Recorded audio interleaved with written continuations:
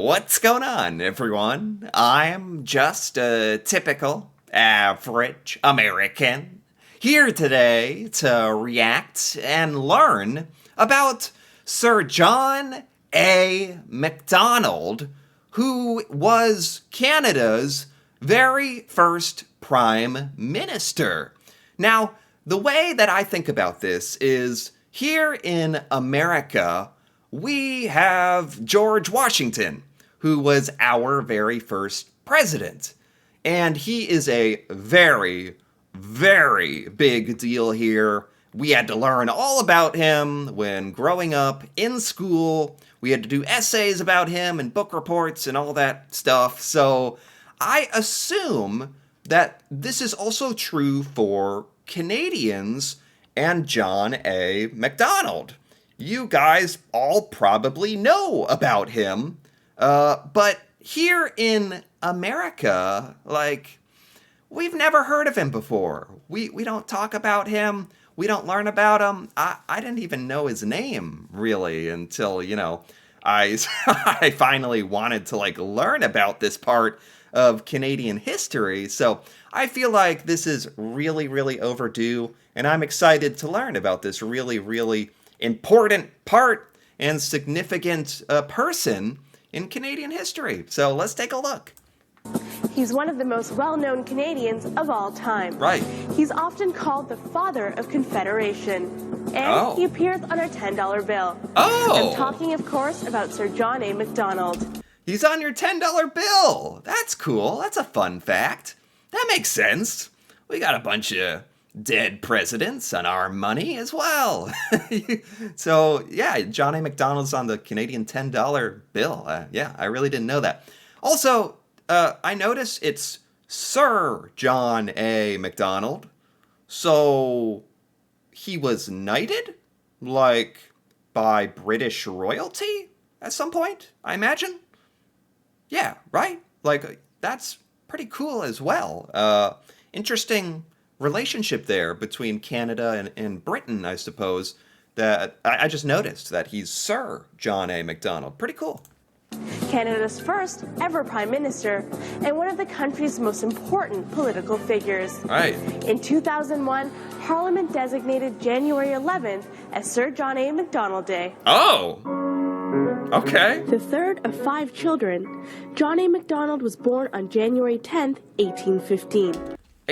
1815. Over 200 years ago. Look at him. It's fun looking at a portrait of him because I've never really seen him before. This kind of surface level of me to do, but just looking at him, looks like a nice enough guy. I don't know why. In Glasgow, Scotland. 5 years later. Scotland? He was born in Scotland? Is that what they said? Canada's first prime minister is Scottish? Technically? That's pretty interesting. I wasn't expecting that. His family would make a permanent move to Canada. Okay. Later in life, Macdonald would become a lawyer, businessman, politician, and eventually the first Prime Minister of Canada. Wow. Macdonald grew up in what was then Kingston, Upper Canada. Okay. At the age of 15, he began... Kingston? Where is that? Upper Canada? Is that a geographical term? Saying the Midwest in America? What's Upper Canada mean? Began articling with a prominent Kingston lawyer to help earn money for his family. Macdonald would later say, "I had no boyhood. From the age of 15, I began to earn my own living." Oh my God. By the time he was 19 years old, Macdonald opened and managed his own office in Kingston. He continued to practice law for the remainder of his life.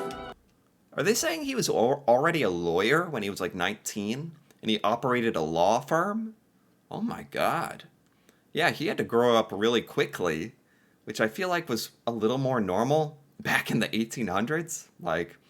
You're being shoved down into the coal mine when you're 12 years old or something, right? Although law was his lifelong passion, later in life, Macdonald also developed an interest in business. Okay. He joined many local organizations seeking to make a name for himself in the community. I mean, already I'm starting to see, how he became prime minister, the first prime minister of Canada ever, you need somebody who's, first of all, intelligent, ambitious, worldly. Like, you want someone who is, is a lawyer, who owned and ran a business, has that, like, experience and not, yeah, all that great stuff. Like, that's exactly the kind of person you want to be your prime minister. It was his interest in law and business that eventually led Macdonald to try his hand at politics. Right. He first entered the world of politics in 1843 at the municipal level, serving as an alderman in Kingston. Okay. He became increasingly active in Alderman? Is this like Canadian lingo? Did she say an alderman? What does that mean? Is that like a mayor? Like a governor? Or what is an alderman? Conservative politics, and at the age of 29, Macdonald was elected to the Legislative Assembly of the Province of Canada. Wow. Representing his hometown of Kingston. The Province of Canada. Oh, so maybe that's what I'm missing here about where he grew up. This is back in the 1800s.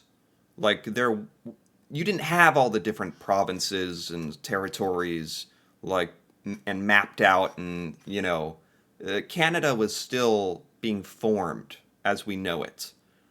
That's why they couldn't tell me what province he's from, I guess. During these early years of his political career, John A. Macdonald had emerged as a shrewd politician who believed in pursuing practical goals by practical means.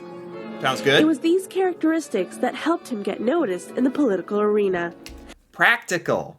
He's a practical man. That's good. I mean, yeah, I really like that he was like a lawyer and businessman and successful and hardworking before becoming a politician. Like, today, in the modern day, you go to school for political science, and a lot of politicians like go to school for that and then become professional politicians without ever having real world experience. That's very common today with professional politicians. Back in the day, it seems like it was more common where the person actually achieved something first outside of politics, which I really admire. And eventually got him his first cabinet post as Receiver General in 1847. Okay. During this time, Macdonald also played a big hand in forming the Liberal Conservative Party and was rewarded. Liberal Conservative Party. What does that mean? It's funny because that's so far, like, maybe it's like an American thing, but we have the Liberal Party and Conservative Party, and I can't, like, they're so divided and separated at this point, ideologically. It's like, what do you mean a Liberal Conservative Party? Like, there can be something in the middle? What? What do you mean? Something in the middle? No, that can't possibly be. With the prestigious position of Attorney General of Canada West. Although he's known for many things, perhaps his greatest accomplishment was his work on the British North America Act and the union between the provinces that eventually became known as Canada.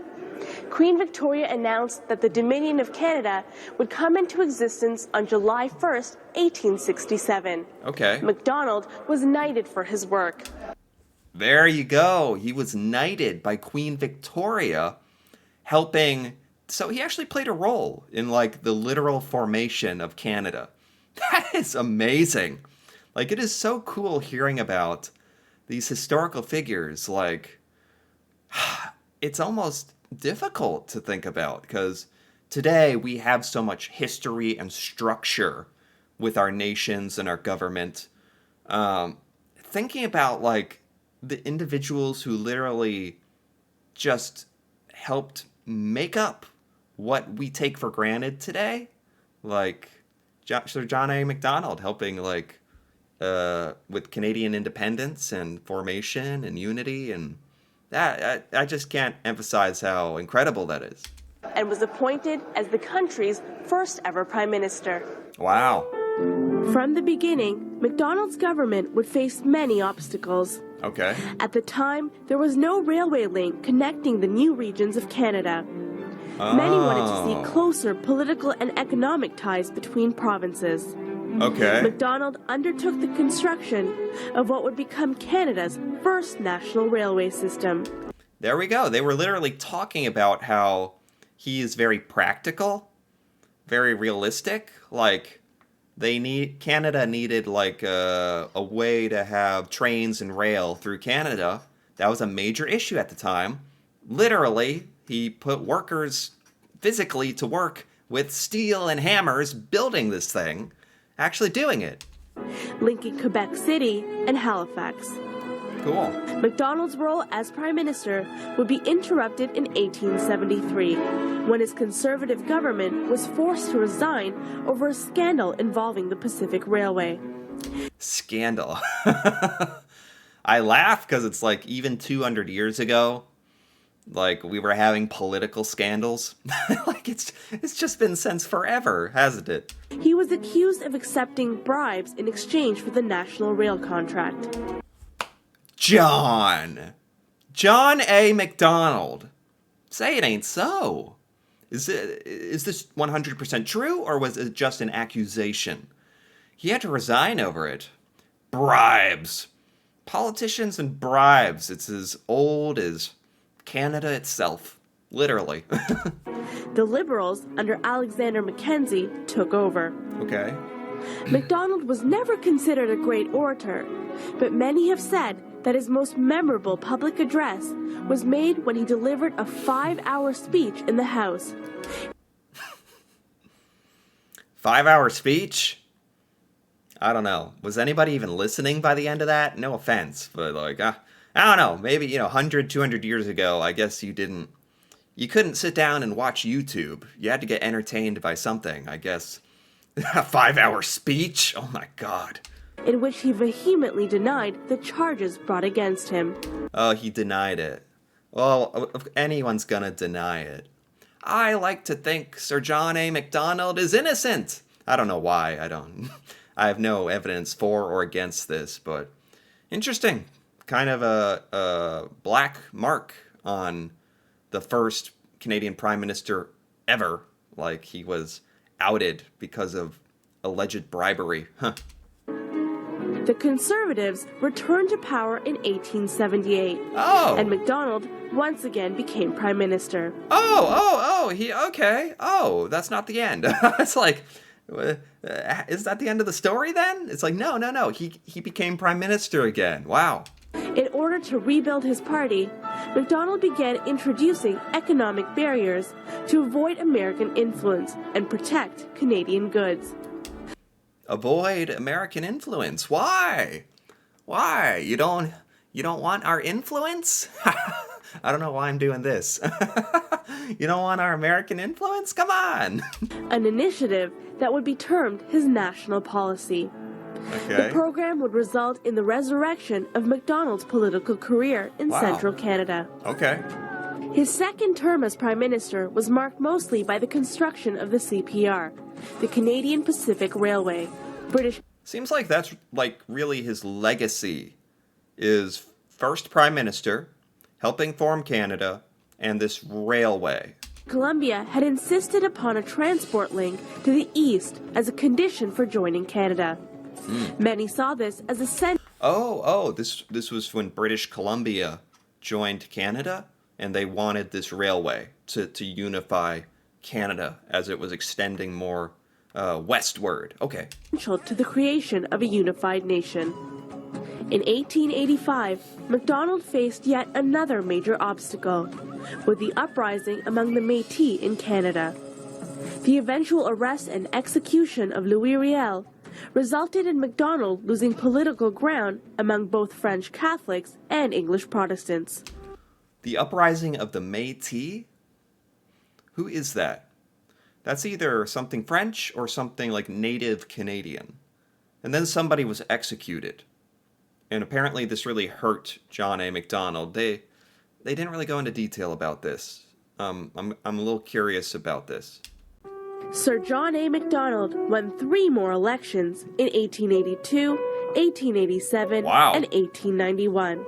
Wow. Yeah, sometimes I forget that the Canadian Prime Minister doesn't have a term limit.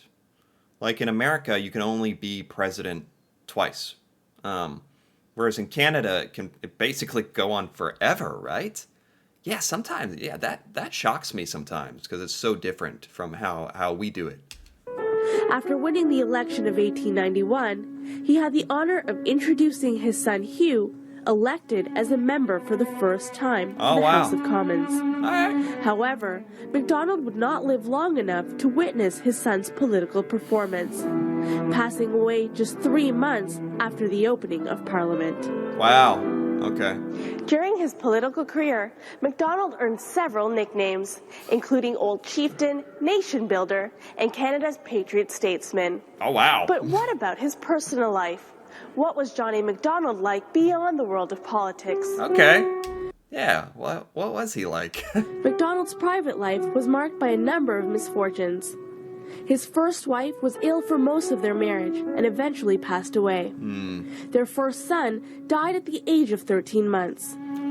His second marriage to Susan Agnes Bernard was saddened by the chronic illness of his only daughter, Mary. Poor guy. Jeez. No wonder he was accepting bribes to drown all his sorrows in a pile of money, I guess. But seriously, joking aside, that's extremely sad. Unfortunately, maybe more of a commonplace type of thing, like hundreds of years ago. He referred to Macdonald himself as a character from a Charles Dickens novel. As a consequence of his tragic personal life, Macdonald became a heavy drinker for much of his life. Uh-oh. Not exactly something you want from your prime minister, huh? Sir John A. Macdonald held the position of Prime Minister for 19 years, Wow! making him the second longest serving Prime Minister in Canadian history. 19 years. I can't believe, like, Canada, like, you don't have a limit for how long you can be Prime Minister. What do Canadians think about that? It's both good and bad. Because if you love your Prime Minister, you just keep them there forever. If you don't, and they keep winning, you're like, oh my God, like this can go on forever. So it's both sides. As the leader of the country, he oversaw the expansion of the Dominion of Canada from sea to sea. Yeah. And his political legacy will be entrenched in Canadian history books forever. Wow. That was a pretty fascinating story, actually. That did not disappoint. Sir John A. Macdonald, really interesting guy. Really important, significant, like he helped form Canada, first prime minister, built that railway, unifying Canada. He's also like a heavy, like an alcoholic. A lot of his family died very tragically. And he accepted bribes, maybe. So, I don't know what you can say. Super interesting guy. And certainly something I've never, ever got to learn about before, about Canadian history. So, yeah, this was so overdue, and I'm really glad I took some time to learn about him, because this was actually really enjoyable. Anyway, if you enjoyed this as well, feel free to give this video a like, or leave a comment with your thoughts on Sir John A. Macdonald. And if you're interested in more videos like this, me reacting to Canada and learning about Canadian culture, feel free to subscribe for more. And until then, thanks for watching, and see you next time.